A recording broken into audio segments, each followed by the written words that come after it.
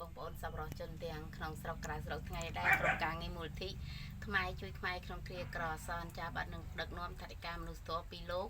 បងចិត្តធរចាបងចិត្តធរចាដែលបានជូនដល់លោកតាលោកយាយចំនួន200000ចាយកបច្ច័យ4មកជូនគាត់ចាសូមបងចិត្តធរអនុមោទនាបុណ្យជាមួយក្រុមការងារហើយនឹងសូមឲ្យលោកតាលោកយាយជូនពរទៅខាងគាត់ចាអូពេជួយឲ្យពរជួយចាជួយឲ្យពរទៅបងចិត្តធរសប្បុរសជនគាត់បានជូនបច្ច័យ4មកតាយាយជួយឲ្យកូនយកណៅនិយមឲ្យខ្ញុំមិនសុំ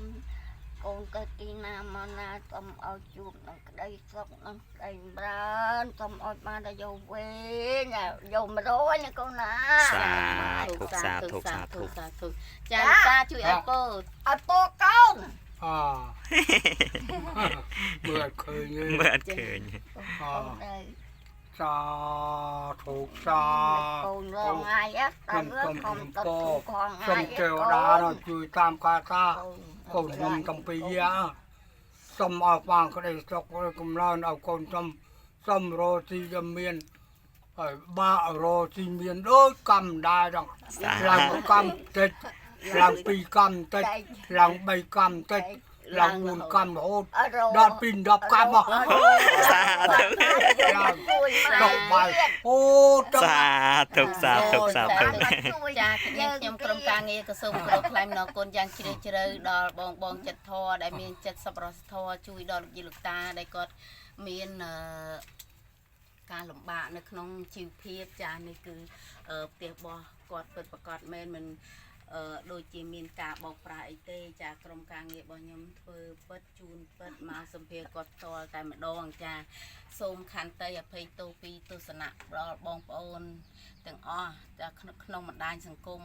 បើមានការខុសឆ្គងសូមខន្តីអភ័យទោសក្រុមការងាររបស់ខ្ញុំនាងខ្ញុំធ្វើពិតទទួលការងារពិតពីពុកម៉ែបងប្អូនមកគឺយកជូនមកដល់លោកយាយលោកតាពិតប្រកបមែនមិនដែលទៅរំខាននៅចិត្តបងប្អូនមួយណាទេអញ្ចឹងខ្ញុំធ្វើការដោយ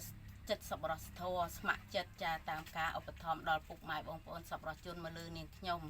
ចាមិនមែនជាការងារបោកប្រាស់ទេគឺខ្ញុំធ្វើការរយៈពេលជាង10ឆ្នាំទៅហើយសូមខន្តីពីពុកម៉ែ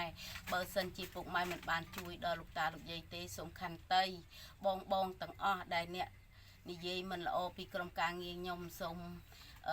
អូសរំលងចុះចាបើសិនជាអ្នកដែលមានចិត្តធម៌សប្បុរសជួយដល់ខ្មែរក្រីក្រដល់លោកយាយលោកតាពិតប្រាកដចាដែលគាត់មានក្រខ្សត់គ្មានអ្វីទីពឹងល្ងឹតព្រមទាំងនឹងពិការជារាសូមទំនាក់ទំនងតាមលេខទូរស័ព្ទ098 23 03